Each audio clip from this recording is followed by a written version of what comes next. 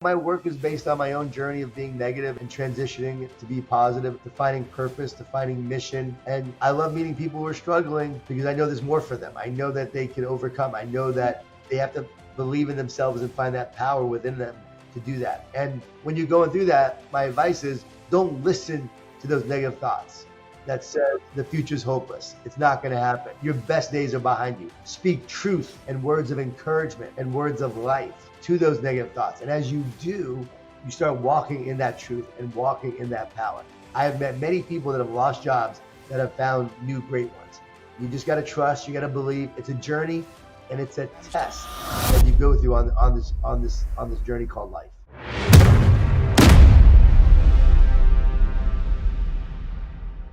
So, ladies and gentlemen, let's welcome Jon Gordon to the stage. How you doing, my friend? Trevor, doing great. Great introduction, and you were born for this. Well, I appreciate you, man. I've been doing it a little while, started this show back in 2018, so about 6.5 years in. So rocking and rolling, man. And I just am honored that you're here with us today. Again, when I heard you on stage, I was like, I have to share you with my audience. There was not a if, it was like, I have to. This is the guy. All right. So I'm super excited you're here with me today. Thanks again. Man, I appreciate that. Yeah, it was great meeting you with you, man. You had a great energy. I get asked to do a lot of podcasts and can't do them all, but definitely wanted to do yours. So that was a great request by you, and I appreciate it. Well, thanks again. I'd like maybe you to take us back because, man, looking at your resume here, wow, impressive. I mean, how many books are you on now? Like 31, something like that? 30 just came out and it just became a bestseller. So we're up to 17 bestsellers now. Thank God. Let's go. 17 bestsellers. You're also a great speaker. You definitely lit the stage on fire. But let's go back. What would you say, when you first got started speaking and writing books and becoming an author, what were some of the bigger challenges that you faced getting started into the industry, and how did you overcome those? Well, it was just getting known. Like, no one knows who you are when you're just getting started. And I remember the very beginning, and I wasn't a good speaker. I did not have a lot of reps. I did not light up the stage. My wife will tell you I wasn't very good, but I was out there doing it and willing to do it. I did 80 free talks when I first got started. So I would reach out to friends, to family, to business associates and say, hey, I'd love to come speak to your company, to your team, to your organization. I'll give a free talk on how to get addicted to positive energy all the way back then in 2003, 2004, and began this journey as a speaker. Wanted to write, wanted to speak, knew it was my calling. I mean, I really was struggling with my mental health at some point. I would say 30, 31 years old, really struggled, lost my job during the .com crash, got a wife, 2 kids. We just moved to Jacksonville. So now I'm going to pay the bills. So now I'm going to support my family. And I was crumbling from the inside. My identity, like, who am I? And this dream I had of being successful is not happening. I just lost my job. I had sold my restaurants. I was a mover and shaker when I was in my 20s in Atlanta. And now I felt like a failure. And so I'm blaming my wife for why my life did not turn out the way I wanted to, why I didn't live up to my potential. And she had enough of my negativity. She's like, I love you, but I'm not going to spend my life with someone who's so negative all the time and so miserable and who's blaming me because I was blaming her for why I had not lived up to my dream. So that ultimatum really caused me to look at myself and I asked the question, like, what am I born to do? And why am I here? I can't be going through life like this. Like, man, I know there's something more for me. And why am I so miserable? And I realized I was miserable because I was focused on myself instead of others. I also wasn't doing what I was doing. So writing and speaking came to me literally in that request, in that prayer. It was a prayer. It was a desperate prayer. It was a desperate prayer. Just like, I wasn't a big believer, wasn't a big, religion guy or anything. I was just like, God, help me. Why am I here? What am I born to do? And that's when writing and speaking came to me. And so I'm like, I'm going to do this. Well, 30 books later, I think God was right. I think so. I think you found your purpose. Yeah, there was a plan. It was about serving to make a difference. I decided right then and there, I don't want to think my life about me. I don't want to focus on me. Yes, I got to build a platform. Yes, I got to be someone who people want to hire. You got to put yourself out there in social media. So you build up a platform, but you got to remember, it's not about you. It's about being used to make a bigger difference, to make an impact. And And that where I started. All right, get out there, do this work, get out there, make a difference, and get started. This is what I call a mic drop, and let me tell you why. Because I didn't know that about your story, but so I'm gonna give you a mic drop because our audience, a lot of them, a big portion of our audience is going through career transition, right? They just got let go from corporate America, and it's like the world's crashing in around them. And a lot of them are senior level executives who have a harder time getting back to work because of ageism. Age discrimination keeps them, it takes them sometimes a year and a half, 2 years to get back to work. And so they get all this rejection and they just feel like they're getting beat down, man. And so when I heard you speak, I knew you had a message of encouragement and hope and light and, faith. And that's why I really wanted you to come here. And so I didn't realize the connection point was that all of this started for you was through a career transition. You got let go from a company, and that's where all this came from. I wrote a book, The Shark and the Goldfish, and it's sort of based on my journey of getting let go. It's about a goldfish that's always been fed and goes through a major change and transition by being thrown into the ocean and getting swept away in the ocean. Now the goldfish has to learn how to be a shark, and the shark teaches the goldfish how to find food. Now I've had people email me say, John, but goldfish cannot survive in the ocean water. I think it's just a story. All right, it's just a story. But the idea is that we can't be goldfish. We got to go out there and create our lives. We got to go be sharks, kind sharks, nice sharks, positive sharks. I wrote that on the way to Vegas to a speaking engagement, and it just came to me. I literally wrote it on my BlackBerry years ago, and it became a little fable. And it's something that really inspires people who are going through a job transition. That's why I share that. But yeah, my work is based on my own journey of being negative and transitioning to be positive, the fighting purpose, the fighting mission. And I love meeting people who are struggling because I know there's more for them. I know that they can overcome. I know that they have to believe in themselves and find that power within them to do that. And when you're going through that, my advice is don't listen to those negative thoughts that say the future's hopeless. It's not going to happen. Your best days are behind you. Speak truth and words of encouragement and words of life to those negative thoughts. And as you do, you start walking in that truth and walking in that power. I've met many people that have lost jobs that have found new great ones. You just got to trust, you got to believe. It's a journey and it's a test that you go through on this journey called life. I love that you just said that because look, this was the conference, Amberly's Unstoppable Success Summit. And that was one of the notes I took right here. Talk to yourself. Talk to yourself instead of listening to yourself. Right. I wrote that down. I take little notes here and there, and I wrote that one specifically down because I thought that was really impactful because we do have these negative thoughts, that hit us all the time. But speaking life, right? So is there a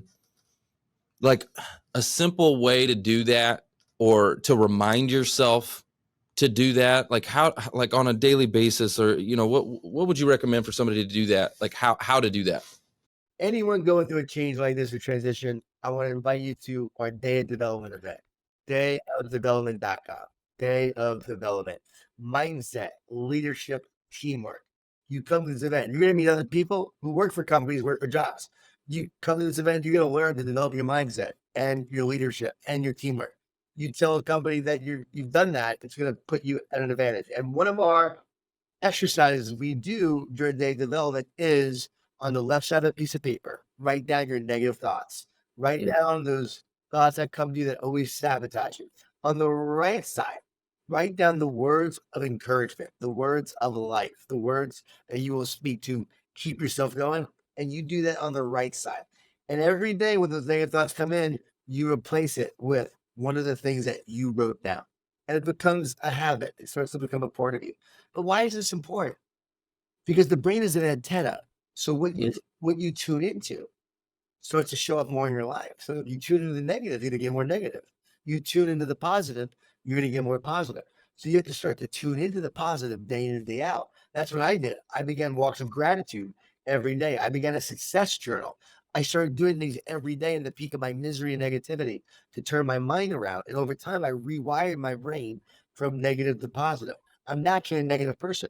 You can actually become more positive. I'm proof of that. And everyone can. So we teach you how to do that. And that's just a simple exercise. But even if you don't come to day development, that you can actually start doing today, that will make a big difference. But to remind yourself, I mean, you just got to tell yourself when you start the day, speak words of life, speak truth, don't believe the lies. And it's just that greater awareness and understanding that allows you to move forward in that way. I love that. Plug that event again. What was the website? Of development.com, day of development.com. We want to develop you in that day. And in that day, you're going to develop your mindset, your leadership, and your teamwork. We've had NFL coaches come. We've had NBA coaches come. We've had senior leaders, executives come. We've had Robert Downey come. The famous actors come to our events. It's pretty cool, and everyone leaves with some action items and some strategies that they can implement immediately. That's going to take your life and your career to that next level. If you don't believe it, you don't love it when you're done. Guess what? I give you your money back. Like I have a money back guarantee. You're not happy, you don't have to pay. I love that. I love that. Okay, so you said you also help to coach and I guess mentor and coach NFL coaches or like NFL coaches or Yeah, NFL. No, I coach NFL coaches, have conversations with them all the time.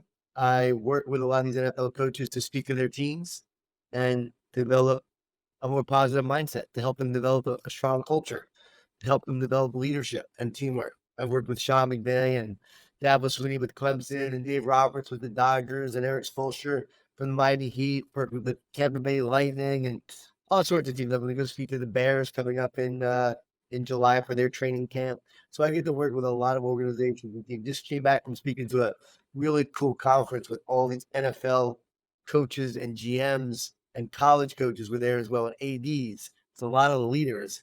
And I shared my book, The One Truth, with that audience in terms of how to have a high state of mind instead of a lowered state, and how it creates connection with your team instead of allowing disconnection to happen. And man, it was cool. The One Truth is like my most recent advanced book, my newest thoughts, latest ideas.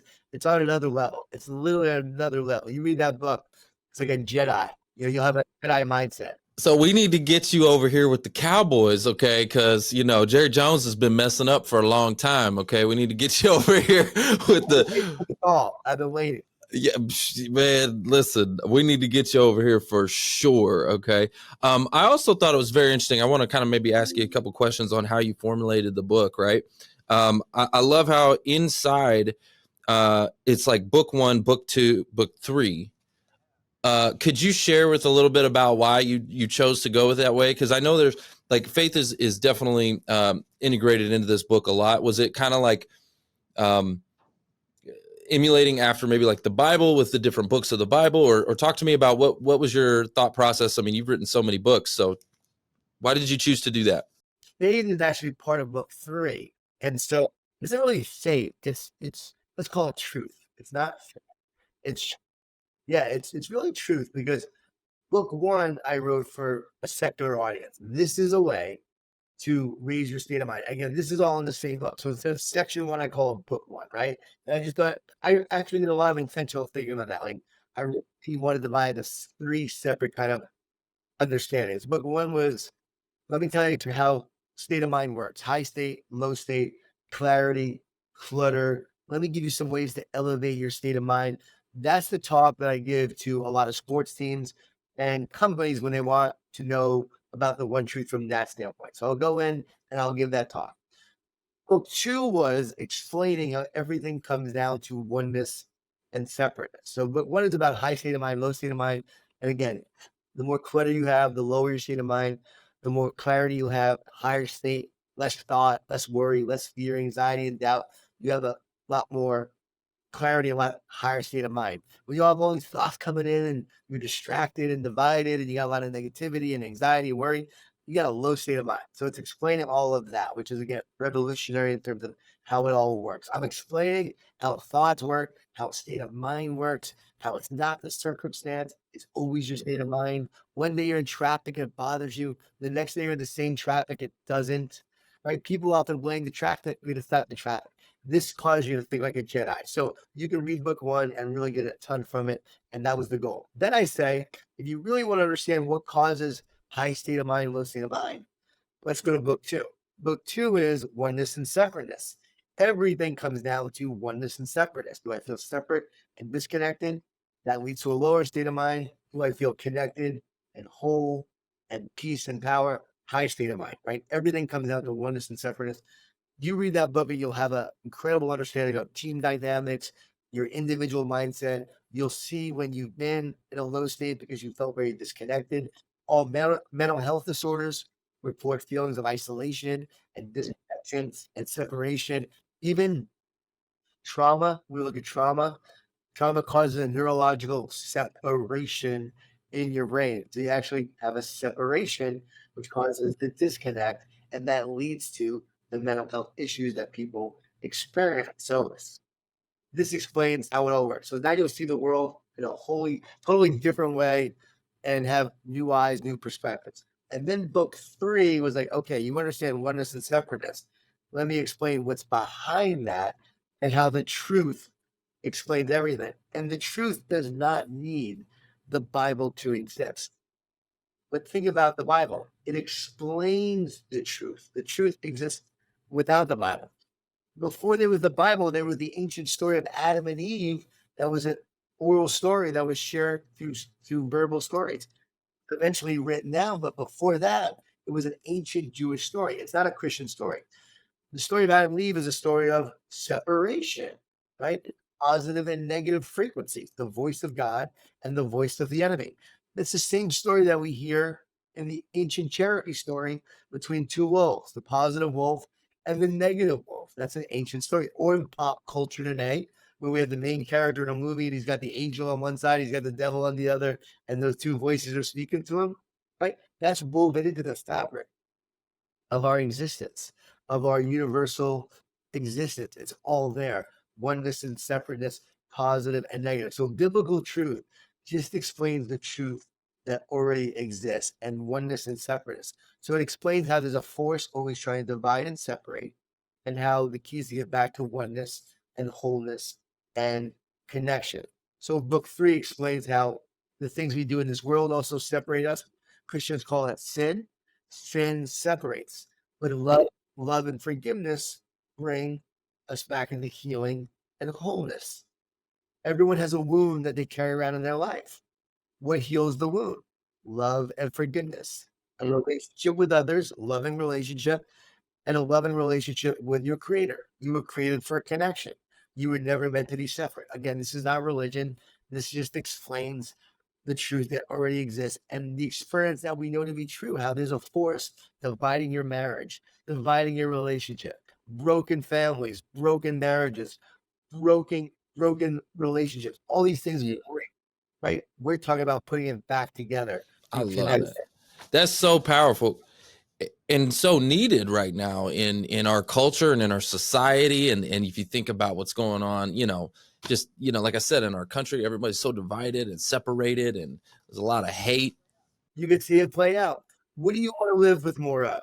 You want to be chronically stressed all the time, worried, fearful, anxious, and stressed. And by the way, the root for the Greek word of anxious means to separate and divide.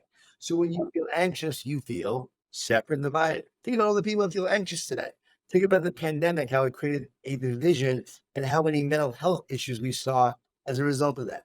This one truth explains it all, right? So you feel separate, you feel divided, and then you have all these sorts of issues, and then you see it play out in a bigger way with the division in the world and the division of wars and fighting and politics, and you see it play out. So then what's the answer?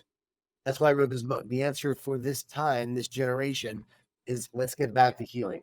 Let's get back to wholeness. Let's elevate our state of mind individually. Let's do it collectively. And let me give you a framework to show you how to do it. Read on the back, what did Read back on the back. What does Sean McVay say about it? Sean McVay says, I love this book by my great friend Jon Gordon. He took his writing and thought leadership to another level with the one truth to help all of us get to the next level. You will learn how to live a whole life with peace, power, and purpose. Yeah. So do you want to be chronically worried, stressed, fearful, and anxious? Or do you want to live with power, with courage, with confidence, with peace? Think about that. What does that look like? What does that feel like? Yeah, I'm going to show you how to live with more power and peace and courage and confidence instead of being chronically stressed and worried all the time. And that's it's a promise I make in the book. And guess what? I'm not trying to sell you anything. I want to give you something that's going to impact your life. I love it. And you know what? You've written a lot of books, okay? 30 books and the 17 bestsellers. Let me ask you this. Out of your books, I know the Energy Bus is one of the is that the bestseller out of the Yes, that's the over. 30? Yeah, over What, 3 million copies. That's more popular than all of them. which well, let me ask you this. We were just talking about stories, right? Can you tell us a story of someone that comes to mind that you've had the biggest impact with, and which one of these books do you think it really was that, you know, kind of opened things up and made that impact? Well, I mean, I just got an email from a young man who read The One Truth, and he was suicidal and wanted to give up on his life, and now he has hope.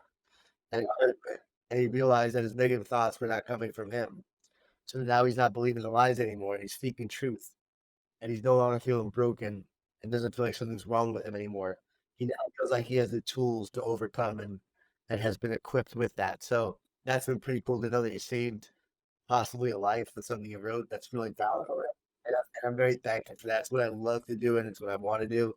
And then, there's just stories of it. Like even a coach the other day, man, I was at this event speaking with all these coaches, and my wife was there, and she couldn't believe it because guys were coming up to her and me and saying, like, your husband's books changed my life. Like, changed my career, made me a better coach. Like, I have the success I have because of these books. Like, so I get a lot of those kind of stories as well. And it's like, wow, I didn't even know that. Like, I didn't even know it impacted these people that I watch on Sunday and watch on Saturday and coach. And I had no idea. And then you see that and you go, wow, that's why I'm doing this. Like, it's really impactful. We're talking, I mean, over the years, people got incredible promotions, became a CEO as a result of reading the book. A guy who changed from an energy vampire to a positive leader and then thrived in his career. I mean, yeah, there's just a lot of examples over time on that. And yeah, I don't think it's me. I believe it's the book. I believe it's the message. And I believe that it takes me 3.5 weeks to write a book. So I know I'm not that smart. I know I'm not that smart. So yeah, on my walks of prayer and gratitude, like the ideas come, I get the vision, and then I start writing it, and it sort of writes itself. And I'll look back and I'll go, man, I don't even remember writing that. Like, wow. And then it's cute how the books impact people. I just gotta give all credit to God because I know it's not me. Wow, that is amazing. Okay. Can you maybe dive a little bit deeper into what you said about the negative thoughts are not from you? Yeah. Who would ever choose to have a negative thought? Like, would you ever choose a negative thought? When you're dreaming, having a nightmare, are you choosing those thoughts? No one has ever found a thought inside of a brain. The brain, the neurons, is where the activation happens of the thought. But thoughts are spiritual. Thoughts exist in consciousness. We are more thought beings than we are physical beings because we're made of energy, right? And so the thoughts we think uplift us or they bring us down. You're tuning into two main frequencies, a positive frequency or a negative frequency. Positive thoughts have a frequency. Negative thoughts have a frequency, a lower frequency. What are you tuning into? And I'm convinced over time we're going to find out that those positive thoughts actually could either nourish us or affect our brain and damage the brain, which I really believe happens. Because that's why people who have negative thoughts will have these cycles of more and more negative thoughts. It gets worse and worse and worse. And the positive thoughts uplift you, encourage you, unite you. Think about fear. What does fear do? Divides. Talk about separations. Fear divides. What does love do? Love unites and love connects. Love brings you back into wholeness. Fear causes you to feel more and more separate and alone and disconnected. So your brain is either tuning into the positive and negative. And there's a force of negativity that wants to sabotage you with negative thoughts.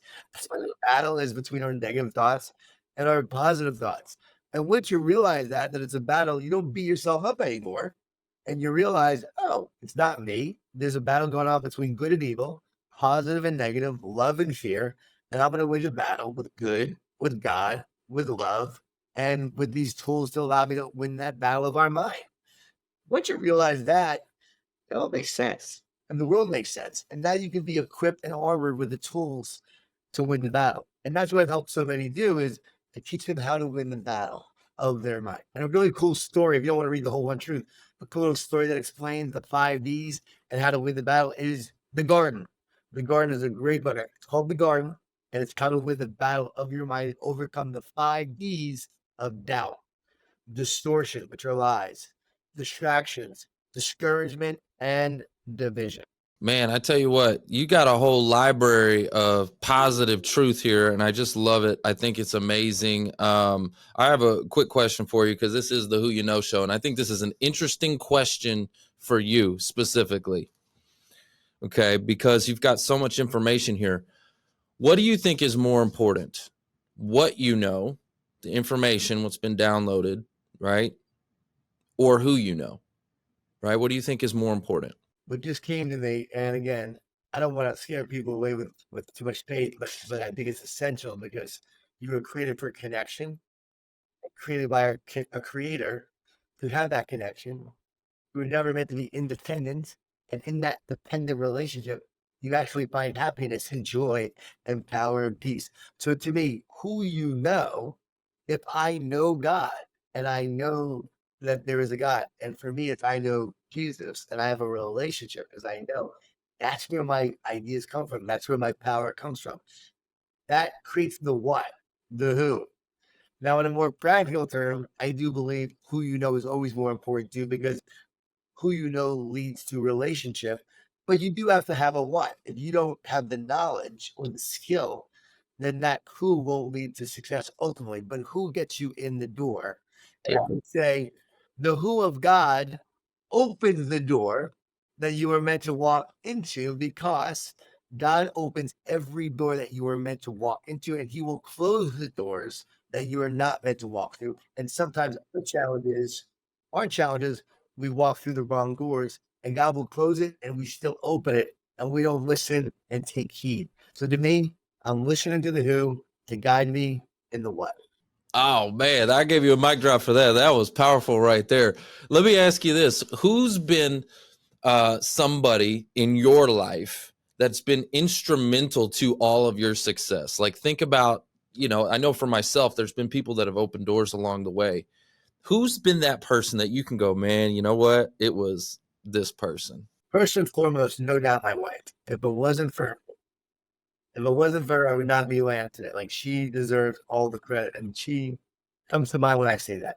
It's got to be my mom, who believed in me when I was a kid growing up and just was my first and best coach. She saw the potential and the greatness in me, and just encouraged me along the way. So I think it was my mom. I love my dad too. Without him, I wouldn't be who I am, because he raised me since I was 5 years old.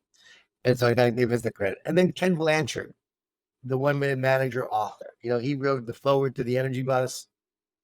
His writing the foreword got that book out there because people saw his name attached to the book. So that was a big, big deal for me. So without Ken, I don't know if I would have the success I have. So I got to give him all the credit in the world. I have a good buddy, Mark Rafton, who I saw in Houlihan's restaurant when I was visiting home. We went to high school together. And I said, hey, I just started speaking and writing, doing this thing, and trying to get on one of the Today shows or Good Morning America. Do you know anybody there? He goes, yeah, I went to college with a girl who works at the Today Show. I'll reach out to her.